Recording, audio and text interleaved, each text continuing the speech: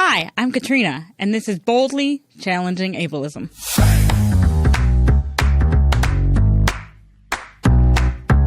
I'm your host, Katrina Simon. I'm the Community Program Specialist at the Institute on Community Integration at the University of Minnesota. This program explores various topics that impact people with disabilities in our community. Each episode addresses a different aspect of our society within the context of ableism. Ableism is the prejudice that stems from the belief or belief system that assumes someone is less capable or less worthy because of a real or perceived difference in ability or function. On this program, we hope to answer some questions you may have been afraid to ask, or maybe some you didn't even know you had. Thanks for joining us. I hope you enjoy the conversation.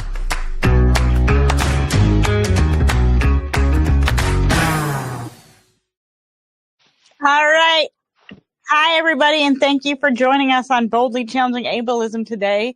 My guest is Adam Ruff, who was at the Disability Pride Festival in July, and we did a promo there, so you might remember that. Adam is from Advocating Change Together. Welcome, Adam. Thank you for joining us today. Thank you for inviting me. I'm happy to be here. Are you having a good Monday so far? It's Monday today for us. Yes, it is Monday. Yeah, I'm having a good Monday. My voice might be a little hoarse. Over the weekend, I went to a soccer game and did a fair bit of yelling. So, oh, that sounds good. Did it go your way? It sure did. Yeah. Oh, I'm so happy for you. Thank you. It's cold out today though, so it's kind of fitting that it's like a little bit of that your voice is a little bit quieter because it's just like cold and gray, I feel.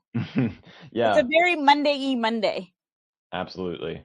All right, so we have known each other for a while now, but could you introduce yourself to our audience? Yeah, my name is Adam Ruff. I live in Minneapolis. I'm in the Longfellow neighborhood. I graduated from Augsburg University in 2018 with a social work degree. I am a representative on the Minneapolis Advisory Committee on People with Disabilities and a board member of L'Arche Twin Cities. And I am also the self-advocacy program administrator at Advocating Change Together. So I've been here for over 4 years now. And I am currently the longest tenured member of ACT. Wow, that is so exciting. It is. Can you share with us a little bit about how your affiliation with the disability community and sort of how you got started in working in this community? Yeah. So I guess my initial kind of association with the community was through my mom. She was a special ed teacher for my entire life. She worked in the transition age. So I spent a lot of time with her at school, going to her graduations, and I was just exposed to a lot of people with disabilities throughout my childhood into my early adulthood. And my first job was as a PCA for a non-speaking person with autism. And that was really kind of just like the eye opener. It was the first time being in a house where everybody in the house had a disability. And so I feel like that was a very radicalizing thing that propelled me into the work that I'm doing. But I think having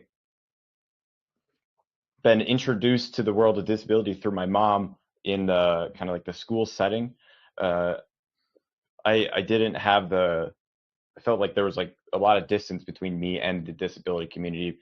More so, I felt more aligned as like a provider. And so it wasn't until just a couple years ago now that I was formally diagnosed with ADHD and autism. So I'm sure we'll get into that, but that's kind of the spoiler, perhaps. I don't think it's a spoiler. I think it's like a sweetener. I think it's a sweetener. Can you share with us a little bit about, because you said you were recently diagnosed with, or relatively recently diagnosed with autism and ADHD? Yeah. Okay, so can you share with us a little bit about like what made you, like sort of how that went for you and like what made you pursue a diagnosis and that whole thing, as much as you're comfortable? Yeah, of course. Yeah, so I guess in like a very ADHD fashion, I don't know the exact date that I was diagnosed, but Oh, no, just like your general age, like after high yes. school. Okay. Yeah, so after high school, it was post college. It was actually due in large part to the leadership program I was doing at ICI that helped me kind of understand neurodivergence. Mm-hmm. I had been very familiar with, ADHD and autism just through the work that I was doing, but it didn't really ever, I never really thought of myself in that way, or like was able to like conceptualize myself as uh, somebody within the community. I think going back to what I originally said, uh, starting my career, so to speak, supporting people with disabilities, I always kind of had like a professional relationship with folks. I had this kind of like closeness to everybody that I worked with in something that in a way that I could never articulate or understand. Um, some DSPs might resonate with this, but like a lot of times one of the first questions they ask you is like, what's your reason for like, why are you doing the work that you're doing? Yeah, remember your why. Yes, your why. And a lot of people were answers were about, they had a sibling with a disability, or maybe they had a mom with a, a special ed teacher. And I never really felt like it just was it felt like a question I couldn't answer. I didn't know why. And so I went through my whole like young adult life not really understanding this connection to the community, but being so drawn to it. And I channeled that through like professional work. Mm-hmm. Uh, and that's why I went to school to be a social worker, is to, further my ability supporting the disability community.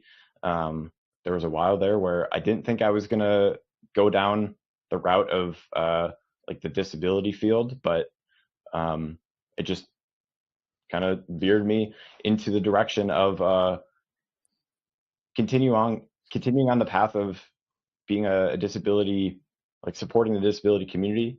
Um, and I really just the whole time was kind of thinking that was because uh, not to like, I guess I thought it was just predetermined that this is what I was supposed to be doing, without knowing that the reason I was so drawn to this work is because it was a community that I like wanted to be a part of. Mm-hmm. You know, Cool. I think back of my first person that I ever worked with, and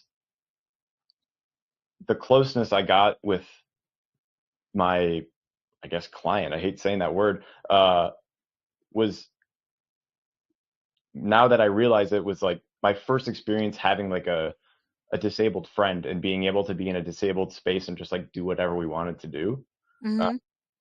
so I think that was like my first unmasked moment, and uh, from there, um, kind of using like the diagnosis helped me in a lot of ways, but it also complicated everything because I was pretty well into my career path, and having to more or less like start back over in like my identity of who I am, and why I'm drawn to the work that I'm doing. Is it because it just made me question a lot of things about myself, and there was a lot of work that I did to make it break down kind of those internalized ableism that existed within me. And I'm still doing a lot of that work right now. That was kind of a very non-tangential like answer for you, but No, I liked it. It was very authentic. Do you find that it's like difficult living with a disability that isn't always obvious to other people? Like, do you yeah, find that absolutely. challenging? Yes. Yeah, I think it's extremely challenging. I think having a non-apparent disability, for me, I feel like there's this kind of like dichotomy of being able to like code switch into like a non-disabled kind of version of yourself. And so there's that privilege that comes with it where, when I go into a room, nobody's like looking at me and they don't assume things of me because they might just think that, I'm just another kind of a white guy with glasses in Minnesota. And within that, like, I think I was able to, it feels it's very isolating to be in those positions where I almost feel like at times I have to like over exaggerate who I am to get the message across that, I'm neurodivergent. I'm doing like, I think it's this in, I guess I found myself through my work, for my coworkers and like the people I work with, a lot of their friends stemmed from, being in special education. And I was never a part of special ed. And so I think that I kind of fell into the cracks of, didn't quite fit into the like the non-disabled world, but then also didn't necessarily fit into the disabled world. So it goes several ways where it can be used as like to my advantage, but I really hate using it to my advantage. Because I I think it's, whenever you have like privilege, it comes with just a great deal of guilt. So that's something that I probably don't have a good answer for, but to sum it all up, yes, it's extremely difficult. And that's part of the reason that I wanted to like, be on a podcast like this, to be able to talk about my experience, and hopefully, a few or however many people resonate with this. That's all that matters to me. Can you talk just a little bit about what you mean when you say you identify as neurodivergent, in case people in the audience? Yeah. Yeah. So it's neurodivergence has kind of become like a buzzword. But the way that I think about it is, neurodivergent is I have ADHD and autism. So those are, I guess it's just the way that my brain works. I'm a little, as some people would say, like neurospicy. I don't know if I'm comfortable with that one, but it's generally, for time's sake, just for me, a combination of autism and ADHD that falls under the ever-growing umbrella of neurodivergence. Cool. And neurodivergence is like somebody who identifies with their brain working differently. Correct. That's a great way of putting it. Or like a functional definition for people. Yes. All right. And for you, is that what kinds of things does that look like? Does it mean that you need things written down first to understand them? Does it mean that you have trouble remembering things? What does it look like to be neurodivergent? Oh, that's a great question. I think a good example is I need to have a Google Calendar. Okay. And then I also need to have a physical calendar, so that on times when, I have my Google Calendar, but then because it's on my phone, that gives me access to so many different apps. Okay. Yep. And so I need to have kind of like, the technology is really helpful, but then I need the physical, like just something that when I'm going to the fridge, I look, and because I forget stuff very easily. And, I guess another example that I just dealt with last week was the medication I take that helps, me focus and eases some of those ADHD kind of symptoms. I ran out of it, and Oh no. I ran out, and that's, it's one of those controlled Yep. substances Yep. that pharmacies all of a sudden just don't have. Yeah, and it's And really hard to so, get. yes, and I always tell my partner that it's the worst thing for somebody like me. One similar thing is like sometimes like so cerebral palsy can make your muscles do all types of weird things.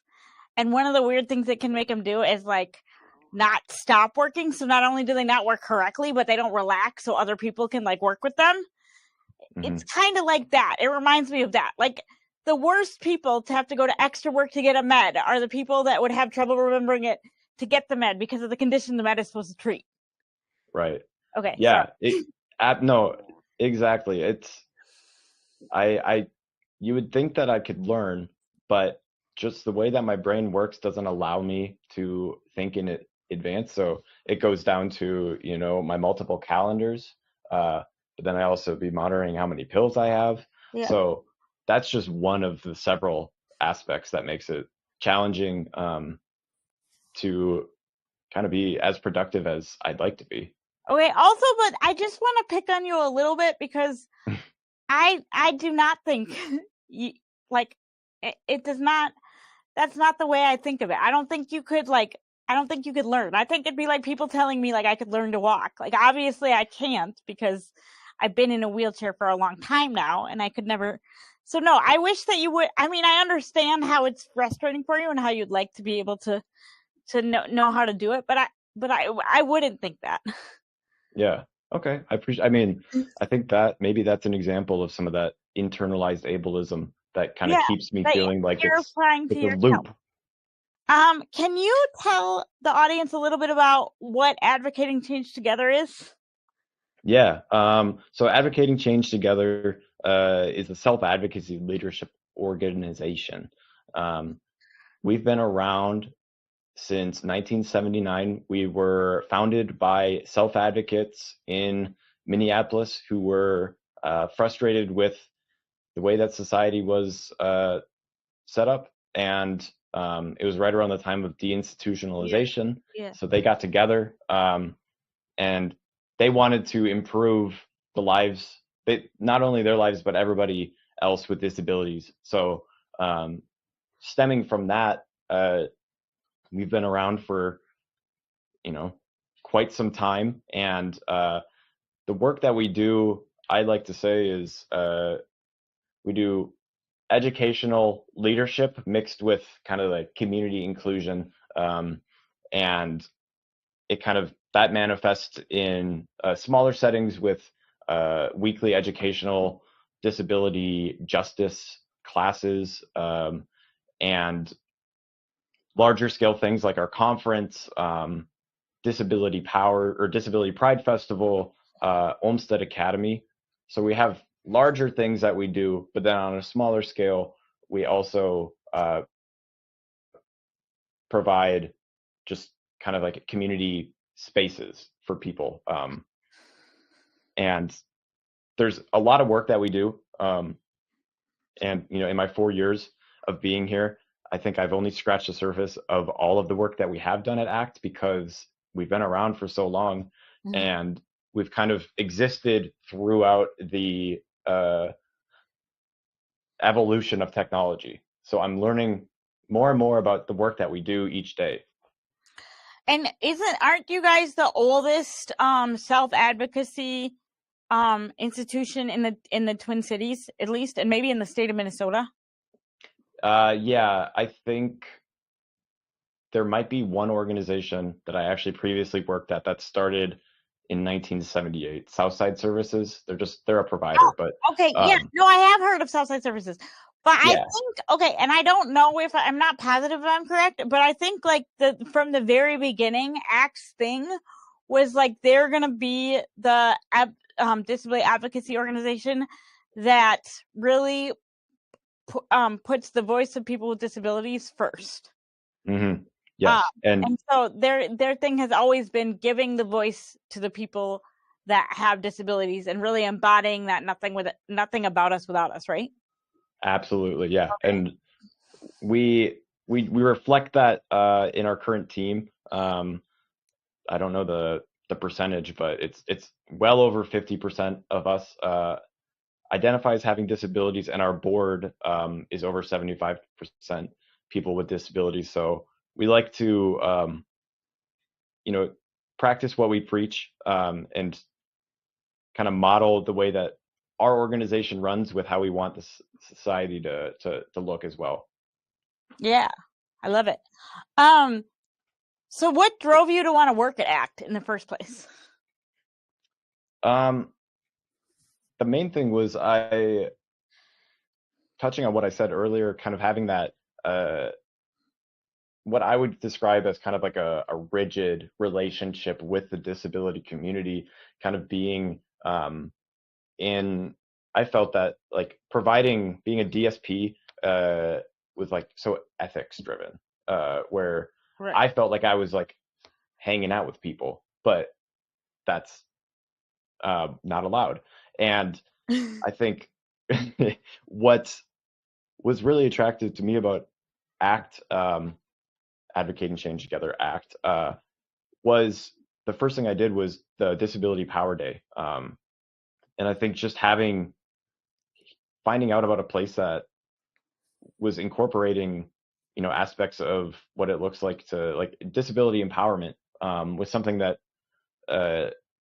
was new to me. It was like new programming, and it just felt like where I wanted to be as a social work person. I was working, one-on-one. We call that micro work, and I wanted to get into the meso macro, so group and state my level work. sister's a macro. Gotcha. Yeah.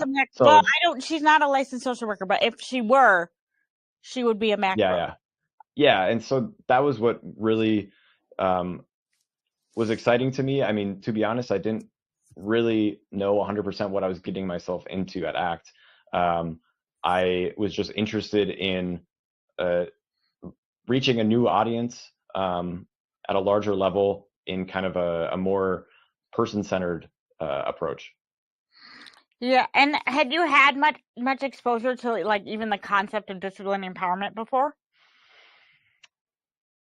Not formally, no. I think it was just, I guess, outside of like my own kind of thoughts of how society should be. I didn't have exposure to any of like the movements that had happened, and outside of like the ADA. I of course knew that happened. But there was just so much about like the disability rights movement and self-advocacy movement that I had no idea about until I got to ACT. Yeah. And so something I think about a lot that I don't necessarily tell people or ask people because I think it's kind of weird, but I'm probably gonna ask you. So I had like a lot of images around disability empowerment when I was growing up because I was born in 1987. So the meeting on the steps where the people were crawling up the steps happened when I was like 3. So my mom would always talk about it, and she would always show me pictures of like activism and stuff. But if you live with a hidden disability or something less obvious, like you wouldn't have seen yourself in those places. Yeah. So I was just wondering about how that would be different. Like, great question. Yeah. I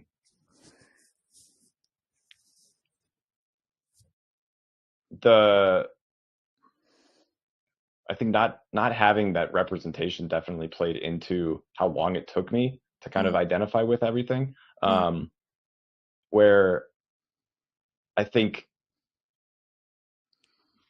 because there wasn't, representation in like a visible way for myself, I kind of had to, wait until society was kind of ready to be able to speak about my community in like a strength-based way, I guess. I feel like I kind of my diagnosis came about at the time that like a lot of folks were kind of coming into new understandings of like neurodivergence. Yeah. So I feel like that's come a long way very recently, like very, very recently, like even within like the last decade. And so that's kind of why I was curious, like, because it would have been very different from what I was used to. And like the imagery around the disability empowerment that I had grown up with. All right. Well, we are pretty much out of time. I'm sorry I missed a lot of your questions. I apologize. That's okay. But thank you so much for coming on. And we look forward to the next Disability Pride Festival. Boldly Challenging Ableism is a co-production of AM 950, the Progressive Voice of Minnesota, and the Institute on Community Integration at the University of Minnesota. For more information, please visit ici.umn.edu.